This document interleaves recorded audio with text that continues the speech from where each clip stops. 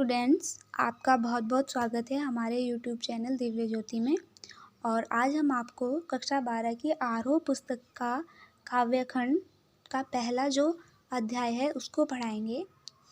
काव्यखंड का जो पहला अध्याय का पहला भाग है वो हमने आपको अपनी पहली वीडियो में करा दिया था, आत्म परिचय।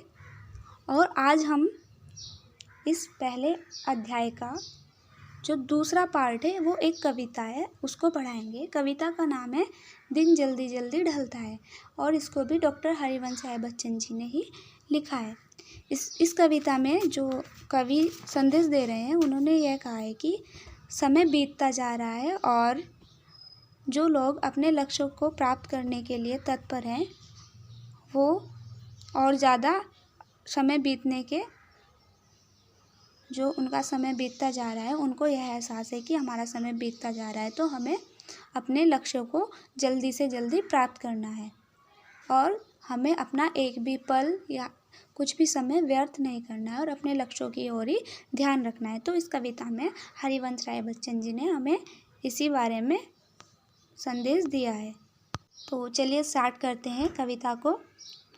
हो जाए ना पथ में रात कहीं, मंजिल भी तो है दूर नहीं, यह सोच थका दिन का पंथी भी जल्दी जल्दी चलता है।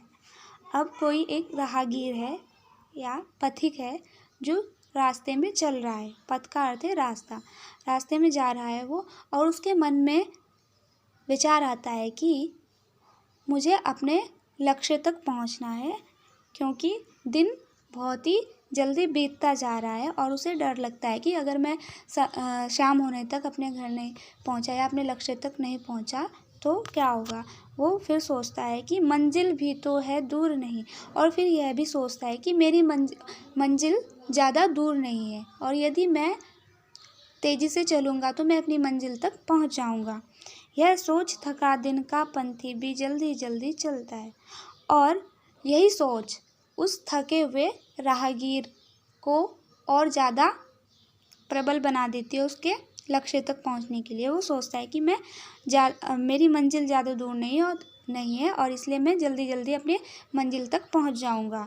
दिन जल्दी जल्दी ढलता है, यानी कि और दिन जल्दी जल्दी ढलता है कि समय जल्दी जल्दी बीतता जा रहा है। अब दूसरा जो इसकी व्याख्या है। अब बच्चे प्रत्याशा में होंगे, नीड़ों से झांक रहे होंगे, यह ध्यान परों में चिड़ियों के भरता कितनी चंचलता है, दिन जल्दी जल्दी ढलता है।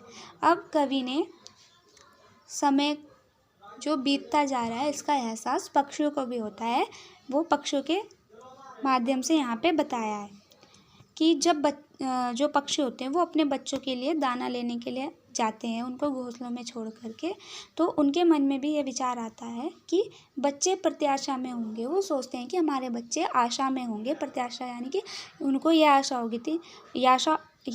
होगी कि हमारे लिए हमारे जो माता पिता है वो कुछ लेकर के आएंगे।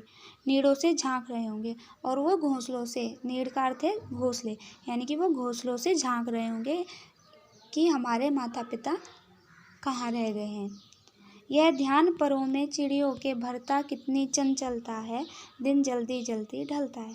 और पक्षी यह सोचते हैं कि हमें दिन ढलने से पहले ही अपने बच्चों के पास पहुंचना है, और यही ध्यान यानी कि यही विचार उनके परों में बहुत तीव्रता भर देता है और वो और ज़्यादा तीव्रता से उड़ते हुए अपने बच्चों तक पहुंच जाता है।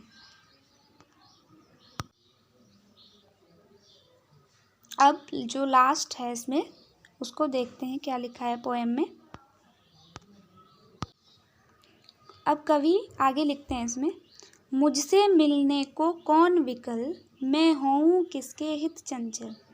अब जो कवि है, क्योंकि वो अकेले हैं, उनकी जो पत्नी है वो उनसे दूर जा चुकी है, अब वो अकेले हैं, तो इसलिए वो लिख रहे हैं कि मुझसे मिलने को कौन विकल। वो कह रहे हैं कि मुझसे मिलने के लिए, मतलब वो अकेले हैं इसलिए वो अपना एकाकी जीवन को यहाँ बताते हैं कि मैं अकेला हूँ, इसलिए जब मैं अपने घर के लिए जाता हूँ तो मैं बहुत ही परेशान हो जाता हूँ, क्योंकि मुझे ये ऐसा लगता है कि मेरे लिए कौन निकले, यानी कि मेरे लिए कोई भी परेशान नहीं होगा अगर मैं किसी के पास नहीं जाऊँ तो। मुझसे मिलने को कौन भी कर, यानी कि वो बता रहे हैं कि मेरे मिलने के लिए मेरे पास कोई भी नहीं है, मैं हूँ किसके हित चंचल। वो कह रहे हैं कि मैं जब भी अपने घर के निकट पहुंचने वाला होता हूं तो मुझे यही डर सताता रहता है कि मुझे फिर अकेलापन वहां पे महसूस होगा। यह प्रश्न शिथिल करता पद को भरता और में विहलता है। और मुझे यही, और जब कवि अपने एकाकीपन को देखते हैं तो वो कहते हैं कि मेरे लिए कोई भी व्याकुल नहीं होगा अगर मैं घर जाऊंगा। तो उनके जो कदम हैं, जब वो चल रहे होते हैं तो उनके कदमों की जो गति होती है वो खुद ही धीमी हो जाती है, और ज्यों ज्यों समय बीतने के साथ उनका घर निकट आता है तो उनके हृदय की जो व्याकुलता है, भावुकता है, वो और बढ़ने लगती है। और इसी व्याकुलता और भावुकता में दुखी, विरही और एकाकी व्यक्ति के जीवन का एक दिन यूं ही शीघ्रता के साथ कम होता चला जाता है।